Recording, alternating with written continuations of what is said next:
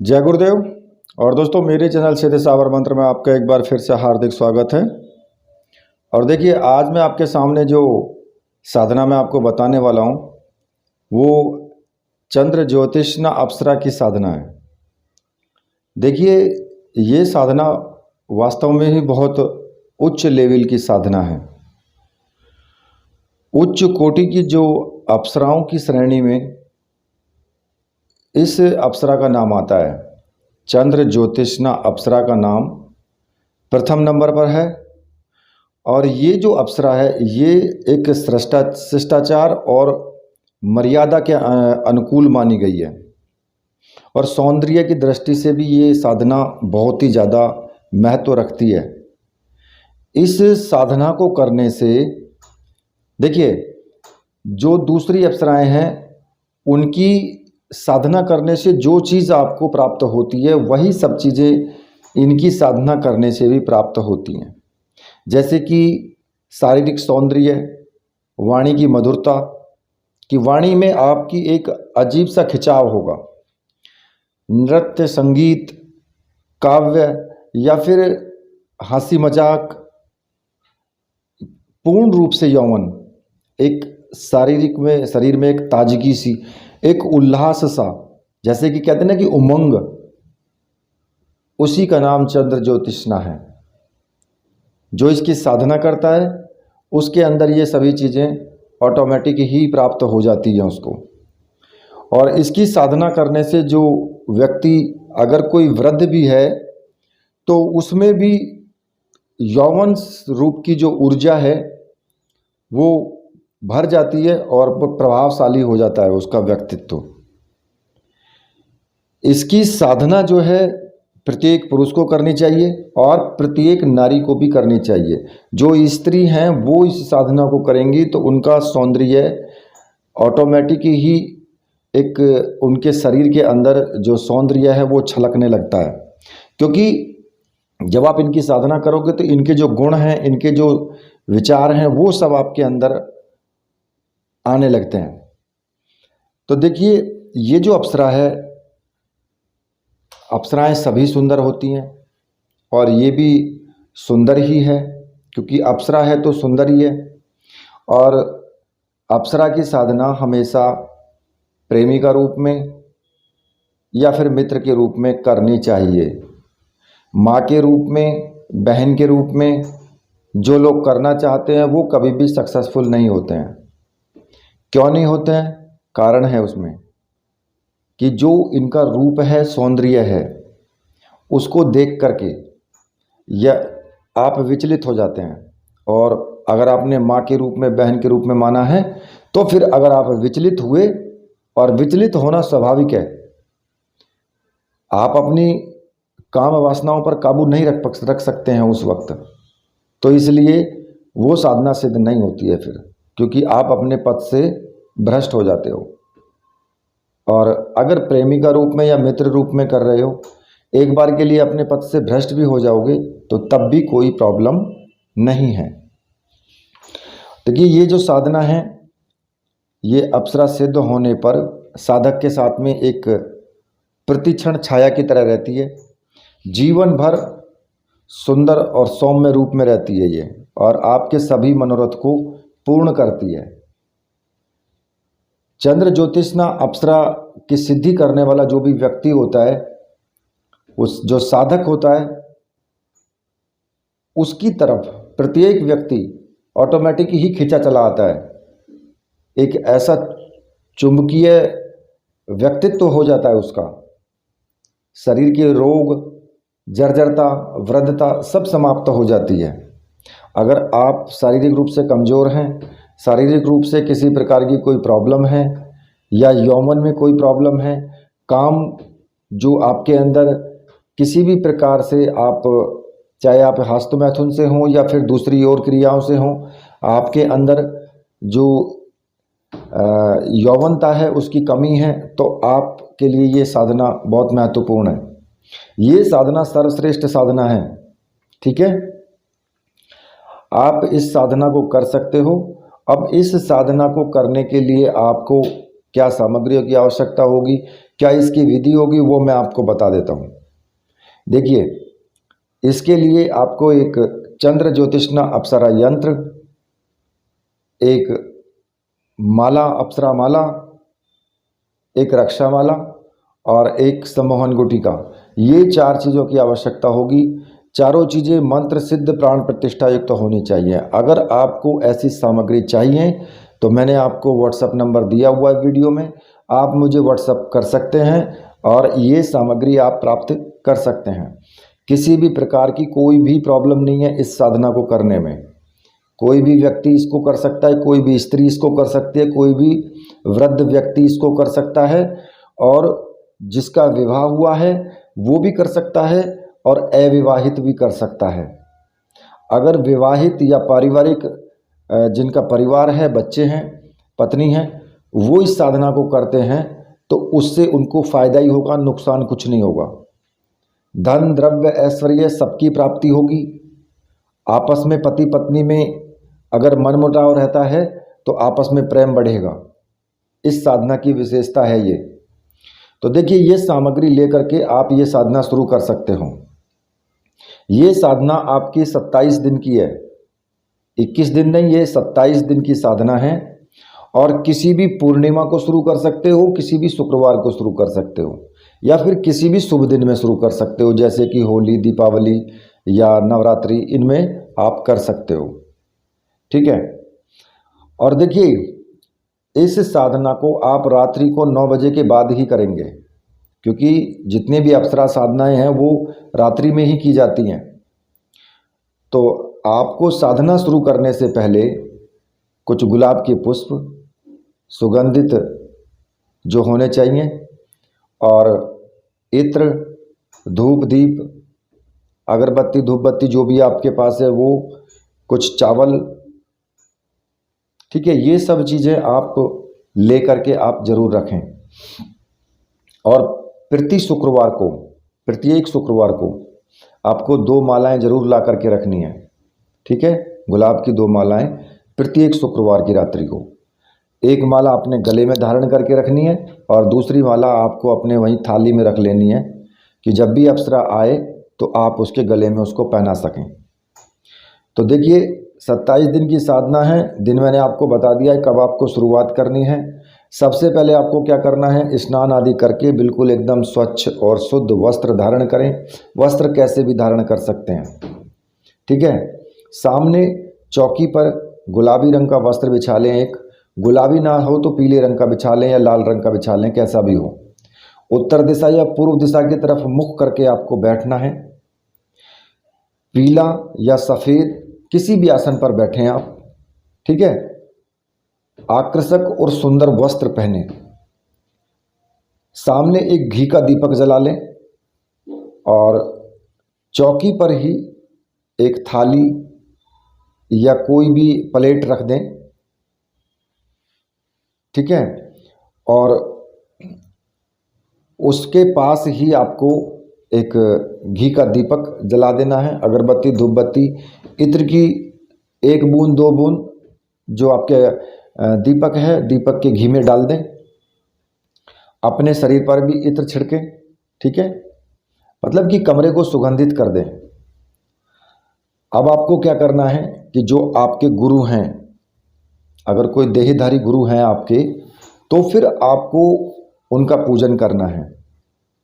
सबसे पहले आपको अपने गुरु का पूजन पंचोपचार करेंगे। उनको पुष्प चढ़ाएंगे, धूप दीप दिखाएंगे, केसर या सिंदूर का टीका लगाएंगे, या कुमकुम हो उसका भी टीका लगा सकते हैं। और पुष्प चावल वगैरह इनसे आप पूजन करेंगे और गुरु जी से हाथ जोड़ करके प्रार्थना करेंगे कि गुरुदेव, मैं ये चंद्र ज्योतिष्ना अप्सरा साधना करने जा रहा हूँ और इस साधना में मुझे पूर्ण रूप से सफलता मिले, ऐसा मुझे आशीर्वाद दीजिए। और मन ही मन आशीर्वाद ले करके और फिर आगे की प्रक्रिया आप शुरू करेंगे। अगर आपके गुरु नहीं हैं, भगवान शिव को आपने गुरु माना है, तो फिर भगवान शिव को ही आपको गुरु मान करके पूजा करना है भगवान शिव की। उसी तरीके से और ओम नमः शिवाय मंत्र का एक माला का आपको जाप कर लेना है। ठीक है। उसके बाद भगवान श्री गणेश की पूजा करनी है। भगवान श्री गणेश की पूजा में हाथ जोड़ करके प्रार्थना करें गणेश जी महाराज से। जिस प्रकार से भगवान शिव की या अपने गुरुदेव की पूजा की है, उसी प्रकार से आपको गणेश जी की पूजा करनी है। और गणेश मंत्र का एक माला का आपको जाप करना है।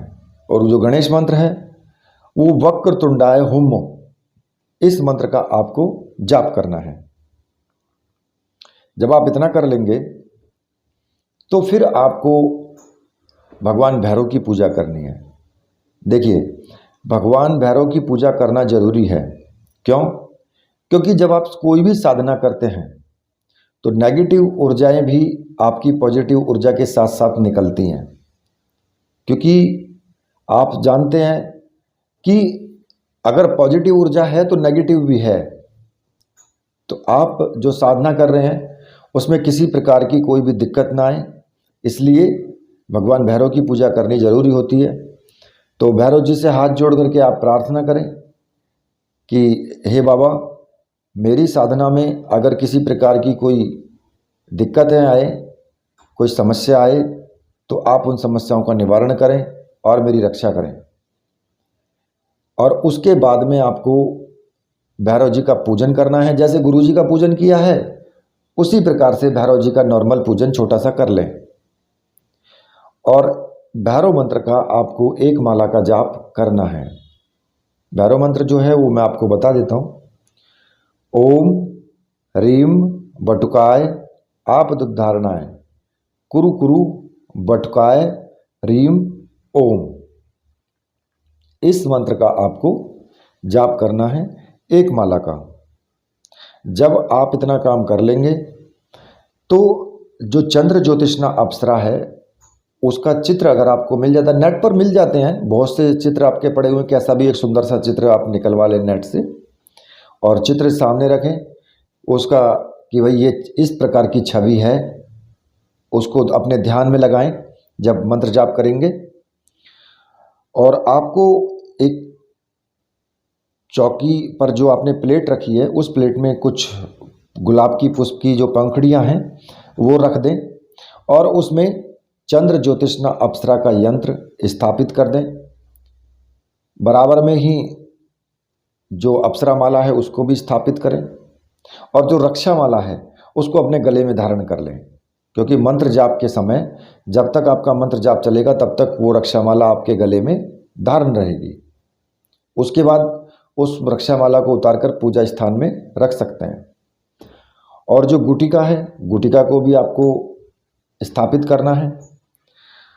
अब आपको दोनों हाथों में गुलाब लेकर के और आपको पूजन करना है। सबसे पहले आप अप्सरा का आवाहन करेंगे, तो दोनों हाथों में गुलाब की पंखुड़ियां लेकर के ओम चंद्र ज्योतिष्ने आगच्छ पूर्ण यौवन संस्तुते, इसको बोल करके मंत्र को और गुलाब की जो पुष्प की पंखुड़ियां हैं उनको चौकी पर ही आपको छोड़ देना है। ठीक है।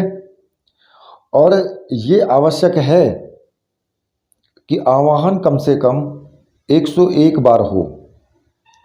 मतलब कि मंत्र को आपको 101 बार बोलना है। गुलाब की पंखुड़ियां हाथ में लेकर के इस मंत्र को 101 बार बोलें और उसके बाद गुलाब की पुष्प की पंखुड़ियों को आप चौकी पर छोड़ दें। ऐसा भी कर सकते हैं कि प्रत्येक आवाहन के समय जैसे कि एक बार मंत्र बोल दिया तो एक पंखुड़ी छोड़ दी, फिर दूसरा मंत्र बोला तो दूसरी पंखुड़ी थाली में छोड़ दी। इस प्रकार से भी आप कर सकते हैं। पंखुड़ी को एक एक करके छोड़ते रहें, मंत्र बोलते रहें। इस प्रकार से 101 मंत्रों का जाप करें। और अप्सरा माला को आप फूलों के ऊपर ही आप स्थापित करेंगे जब आप शुरुआत में करेंगे। और इसके बाद अपने बैठने का जो आसन है उसके ऊपर भी अपने ऊपर भी इत्र वगैरह छिड़क लें। और जो गुटिका है, गुटका का भी आपको पूजन करना है, क्योंकि ये सम्मोहन गुटिका है अप्सरा को सम्मोहित करने के लिए। अगरबत्ती धूपबत्ती वो आपने पहले जला ही लिया है, और साधना काल में जो दीपक है वो बराबर जलते रहना चाहिए, दीपक बीच में बुझना नहीं चाहिए, इस बात का विशेष ध्यान रखें। मंत्र जाप करते समय बीच में एक दो बार आंखें खोल करके आप दीपक को देख सकते हैं, ठीक है। और फिर आपको जो यंत्र है, यंत्र का आपको पूजन करना है। चावल जो आप लेंगे वो गुलाबी रंग से रंग लें, कोई मतलब कि गुलाबी रंग जो होता है उसमें रंग करके उनको गुलाबी कर लें चावलों को। तो यंत्र का पूजन करना है, उस पर टीका भी लगाना है, गुलाब के पुष्प भी चढ़ाने हैं, इत्र भी चढ़ाना है, धूप दीप दिखाना है। और जो चावल हैं उनको हाथ में ले करके आप यंत्र पर बोल करके चढ़ाएं। पहली बार चावल चढ़ाएंगे तो बोलेंगे ओम दिव्याय नमः, फिर ओम प्राण प्रियाय नमः, ओम वागीश्वय नमः, ओम ऊर्जस्वलाय नमः, ओम सौंदर्य प्रियाय नमः, ओम यौवन प्रियाय नमः, ओम ऐश्वर्य प्रदाय नमः, ओम सौभाग्यदाय नमः, ओम धनदाय चंद्र ज्योतिषने नमः, ओम आरोग्य प्रदाय नमः। इस प्रकार से बोलते हुए आपको चावल चढ़ाने हैं यंत्र के ऊपर, ठीक है। अब उसके बाद फिर आपको एकाग्रचित होकर के जो अप्सरा माला है उस माला से आपको जाप शुरू कर देना है। और जो मंत्र आपको जपना है वो मंत्र मैं आपको बता देता हूँ। तो मंत्र इस प्रकार से है, ओम ह्रीम चंद्र ज्योतिषने आगच्छ आज्ञाम पाल्य मनोवांछितम देहि एम ओम नमः। इस मंत्र का आपको जाप करना है और 11 माला प्रतिदिन आपको जाप करना है, और ये 27 दिन तक आपको लगातार करना है। प्रत्येक दिन अप्सरा का आवाहन आपको जरूर करना है। जिस प्रकार से पहले पूजन किया है उसी प्रकार से आपको रोज पूजन करना है। और जो पहले दिन के पुष्प वहाँ पर चढ़े हुए हैं उन पुष्पों को इकट्ठा करते रहें किसी भी बर्तन में, ठीक है। अगले दिन उनको इकट्ठा करके निकाल के अलग रख लें, फिर नए पुष्पों से आप पूजन करें। और हर शुक्रवार को 2 माला आपको गुलाब की जरूर ला करके रखनी है। एक माला स्वयं पहने प्रत्येक शुक्रवार को, बीच में जरूरत नहीं है, प्रत्येक शुक्रवार को करें ये। और दूसरी माला थाली में रखें। जब भी ऐसा तुम्हें लगे, ऐसा आभास हो या सुगंध बढ़ने लगे या अप्सरा का प्रतिबिंब नेत्र बंद करने पर और वहाँ पर दिखाई देने लगे तो दूसरी माला यंत्र पर पहना दें, ठीक है। ऐसा कर सकते हैं। अगर घुटने से घुटना सटा करके आपके कंधे पर सिर रख के कोई स्त्री आकर के बैठ जाती है, अप्सरा आकर के बैठ जाती है, तो आपको फिर वो माला उनके गले में पहना देनी है, ठीक है। और उस वक्त वचन ले लेना है कि मैं जब भी आपको बुलाऊंगा आप आएंगी और मेरे प्रत्येक कार्य को आप करेंगी और किसी भी कार्य के लिए मना नहीं करेंगी, ऐसा मुझे वचन दें। अगर वो हाथ पर हाथ रख करके वचन दे दे तो अपनी साधना को पूर्ण समझें। और 27 दिन की जो साधना है इसमें रोज आपको नए नए अनुभव होंगे, आपका सौंदर्य बढ़ने लगेगा, ऑटोमेटिक ही सुंदरता आपकी बढ़ने लगेगी। कई बार तो रूप में जो आपके सौंदर्य में इस प्रकार की एक वृद्धि होने लगती है। और स्त्रियों को ये साधना का संपन्न करने से पहले ही चरण में उनके जो चेहरे की जो दाग धब्बे वगैरह होते हैं ना, झुर्रियाँ होती हैं, वो सब खत्म होने लगती हैं, सौंदर्य में निखार आने लगता है। स्त्रियों को तो, ठीक है। और जब आपकी साधना पूर्ण हो जाए तो उसके बाद जो सामग्री है उसको आप जल में विसर्जित कर दें।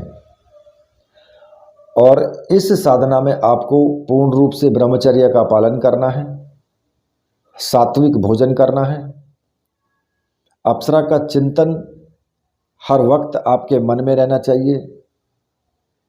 किसी भी कार्य को, ऐसे कार्य को ना करें जिससे किसी का दिल दुखे या किसी के साथ ईर्ष्या करें आप, या किसी से लड़ाई झगड़ा करें, या किसी को गाली गलौज करें।